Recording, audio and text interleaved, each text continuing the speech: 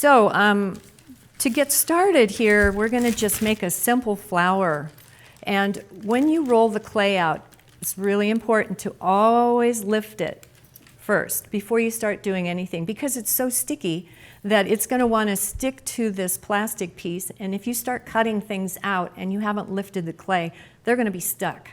So you want to always pull the clay away from the plastic. I'm just going to use a little box top here to cut a circle, and I'm going to make a little flower shape out of this circle.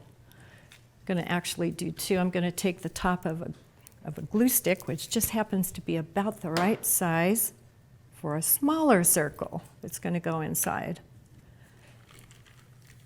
So there we have these two little pieces.